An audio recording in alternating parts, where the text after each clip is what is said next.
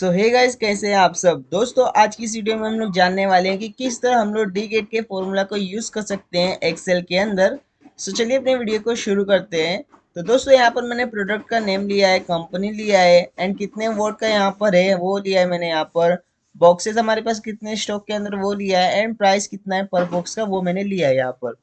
And यहाँ पर मैंने कुछ रेफरेंस लिया है, जैसे कि मेरे को प्रोडक्ट का नेम है ट्यूबलाइट एंड यहाँ पर उसका वोट है 10 वोट का। ठीक है, ये मेरे को जानना है कि मेरे पास कितने हैं, है कि नहीं मेरे पास, तो हम लोग किस तरह जान सकते हैं।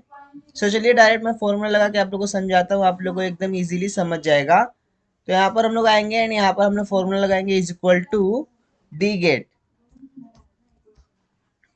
सिंपली इस पे हम लोग को डबल क्लिक कर देना है। उसके बाद हम लोग को बोलेगा डेटाबेस को सिलेक्ट करने के लिए, तो डेटाबेस को हम लोग सिलेक्ट कर लेंगे। डेटाबेस को सिलेक्ट करने के बाद हम लोग को कॉमा लगाना है एंड उसके बाद हम लोग को बोल रहा है फील्ड सिलेक्ट करने के लिए, तो हम लोग को क्या जानना है। तो हम लोग यहाँ पर लिखा है प्राइस पर बॉक्स, हम लोग को जानना है, तो हम लोग प्राइस पर बॉक्स को सिलेक्ट कर लेंगे। एंड दोस्तों अगर आप लोग पुराना वर्जन यूज कर रहे होगे तो आप लोग को क्या करना पड़ेगा, फील्ड सिलेक्ट करने के बाद इसको हम लोग को फिर से यहाँ से सिलेक्ट कर लेना होगा एंड उसके बाद फंक्शन F9 को लगाना होगा। ठीक है, फंक्शन F9 को, तो आप लोग को प्राइस पर बॉक्स लिख के आएगा सामने आपके। फिलहाल ये अपडेटेड वर्जन है इसलिए हम लोग को ये करने की जरूरत नहीं है। तो यहाँ पर मैं कॉमा लगाता हूँ। हम लोग को पूछ रहा है क्राइटेरिया, तो क्राइटेरिया मैंने यहाँ पर लिखा है, तो हम लोग सिंपली इसको सिलेक्ट कर लेंगे। ठीक है, उसके बाद हम लोग सिंपली ब्रैकेट क्लोज करके एंटर प्रेस कर देंगे। तो आप लोग देख सकते हैं यहाँ पर हम लोग के सामने हैशटैग नंबर एरर आ रहा है। नंबर एरर इसलिए आ रहा है क्योंकि हमारे पास 10 वोट के 2-3 ट्यूबलाइट है। तो चलिए हम लोग चेक कर लेते हैं। आप लोग देख सकते हैं यहाँ पर ट्यूबलाइट है 10 वोट का एंड नीचे जाते हैं हम लोग, यहाँ पर और भी ट्यूबलाइट्स हैं लेकिन वो लोग अलग अलग वोट के हैं। यहाँ पर आप लोग देख सकते हैं एक और ट्यूबलाइट है, वो भी 10 वोट का है, इसलिए हम लोग के सामने हैशटैग नंबर एरर आ रहा है। ठीक है, सो दोस्तों आप लोग ये बात ध्यान रखना, अगर आप लोग का प्रोडक्ट है एंड उसके अंदर सेम अमाउंट के 2-3 प्रोडक्ट आ जाते हैं तो हम लोग को हैशटैग नंबर एरर दिखाई देगा। ठीक है, एंड दोस्तों बात कर लेते हैं अगर हमारे पास मतलब है ही नहीं, जैसे कि यहाँ पर 10 वोट का मैंने लिखा है एंड फॉर एग्जाम्पल मैं इसको हटा के 100 वोट का लिख लेता हूँ। ठीक है, एंड एंटर करता हूँ, हम लोग के सामने हैशटैग वैल्यू एरर आएगा। वैल्यू एरर इसलिए हम लोग के सामने आएगा क्योंकि हमारे पास इस तरह का कोई प्रोडक्ट ही नहीं है, हमारे पास ट्यूबलाइट है ही नहीं हमारे पास 100 वोट का। दोस्तों फिलहाल के लिए हम लोग यहाँ पर ऐसा चीज लेते हैं कि हमारे पास वो हो। सो दोस्तों फॉर एग्जांपल हम लोग यहाँ पर वोट कम करते हैं एंड हम लोग ऐसा लेते हैं जो हमारे पास सिंगली अवेलेबल है।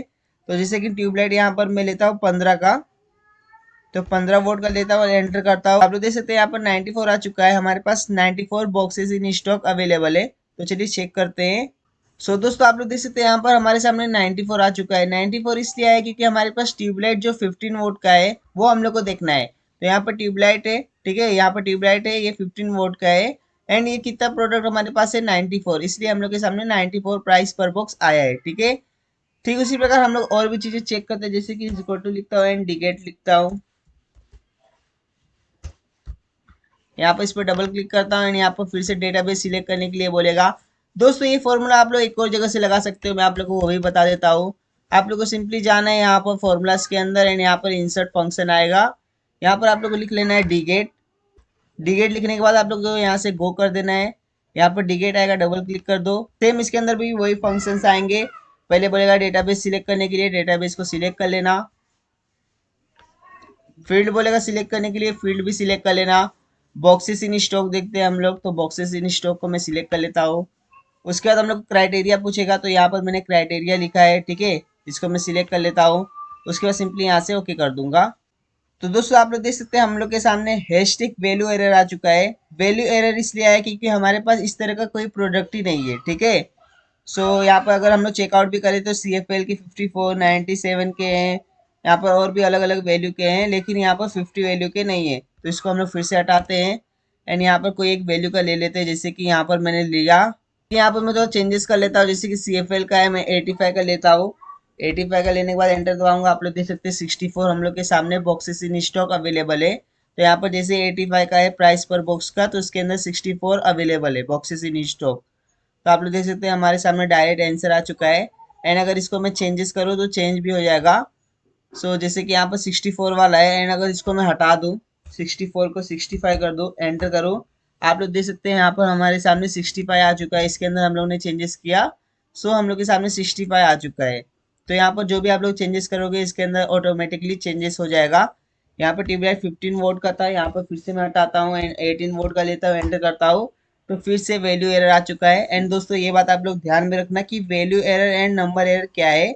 वैल्यू एरर इसलिए आता है क्योंकि हमारे सामने उस वैल्यू का कोई प्रोडक्ट ही नहीं है, एंड नंबर एरर इसलिए आता है क्योंकि हमारे पास एक से दो तीन प्रोडक्ट है सेम अमाउंट के, इसलिए हम लोग के सामने नंबर एरर आता है। सो दोस्तों ये रही आज की हमारी छोटी सी वीडियो, आज की इस वीडियो में हम लोग ने कंप्लीट किया D gate formula, and hope that आपको ये वीडियो पसंद आई होगी। Thanks for watching.